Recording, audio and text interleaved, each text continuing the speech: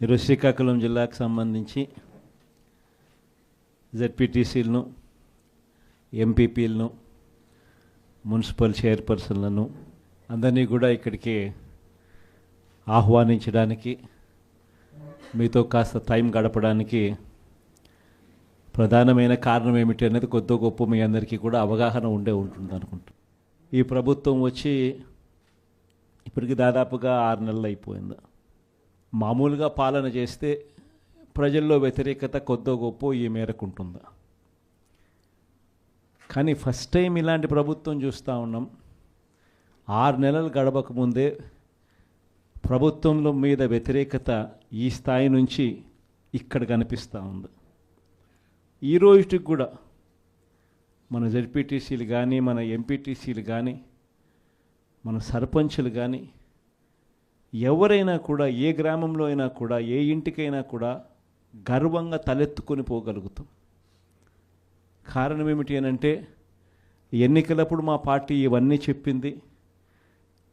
తూచా తప్పకుండా ప్రతి ఇది కూడా చేసి చూపించిన ప్రభుత్వం మాది అని చెప్పి సగర్వంగా తలెత్తుకొని చెప్పుకునే పరిస్థితి ఏ ప్రభుత్వానికైనా ఉంది అని అంటే అది ఒక వైఎస్ఆర్సీపీ ప్రభుత్వమే అని చెప్పి కూడా గర్వంగా చెప్పగలుగుతాం. నిజంగా దాని క్యాంపెయిన్ మనం ఎంత తీవ్రమైన క్యాంపెయిన్ జరిగింది అన్నది ఒకసారి గమనించినట్లయితే, ఏ ఇంటికి ఎవరు పోయినా కూడా తెలుగుదేశం వాళ్ళు, తెలుగుదేశం ఎమ్మెల్యే నుంచి, తెలుగుదేశం కుటుంబ సభ్యుల నుంచి, తెలుగుదేశం పార్టీ కార్యకర్తల దగ్గర నుంచి ఎవరు పోయినా కూడా ప్రతి ఇంటికి వాళ్ళు చెప్పిన మాట, ఇంట్లో ఎవరు కనపడినా కూడా, చిన్నపిల్లలు కనపడితే స్టార్ట్, నీకు 15,000, నీకు 15,000, నీకు 15,000, సంతోషమా?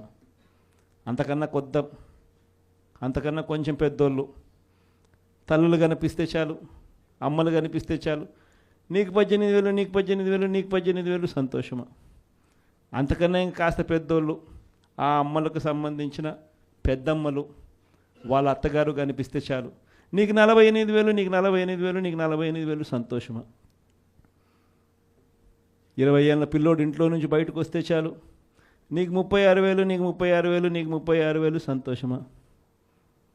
ఇంట్లో నుంచి రైతు కండువా వేసుకొని బయటకు వస్తే చాలు, నీకు 20,000, నీకు 20,000, నీకు 20,000, సంతోషమా అనే మాటలు ఈ రోజుకి కూడా నా దగ్గరికి మన ఎమ్మెల్యేలు కూడా నా దగ్గరికి వచ్చి చెప్పారు. చాలామంది కూడా చెప్పినారు, అన్న ఈ రకంగా చెప్తా ఉన్నారన్న, మనమేమో కుటుంబం మొత్తానికి సహాయం మనం చేస్తూ ఉంటే వీళ్ళు ఇంట్లో ఉన్న ప్రతి ఒక్కరికి కూడా మేము చేస్తాము అని చెప్పి చెప్పడం మొదలు పెడతా ఉన్నారు.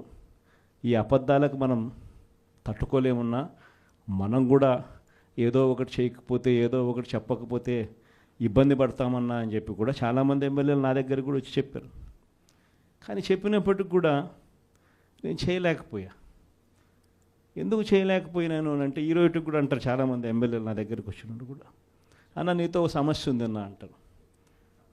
ఏం నా సమస్య అని చెప్పి నేను అడిగితే, అన్న నీతో ప్రాబ్లం, నీలో అతి మంచితనము, అతి నిజాయితీతనం, ఈ రెండు నీతో ఉన్న సమస్యలు అన్నా అని చెప్పి కూడా అంటారు. వాస్తవమే, అతి నిజాయితీతనము, అతి మంచితనము, ఈ రెండు బహుశా నాకున్న ప్రాబ్లమ్సే కావచ్చేమో.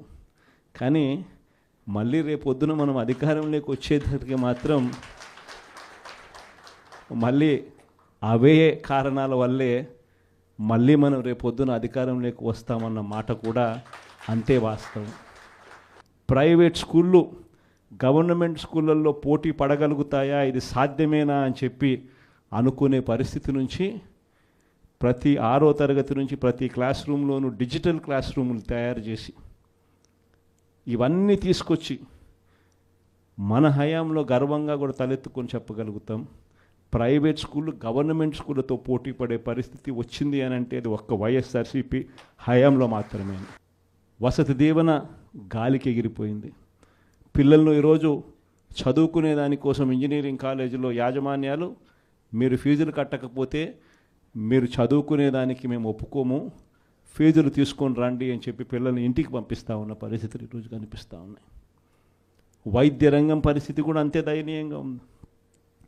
ఆరోగ్యశ్రీ సేవలు మార్చి నుంచి ఇంతవరకు బిల్స్ లేవు.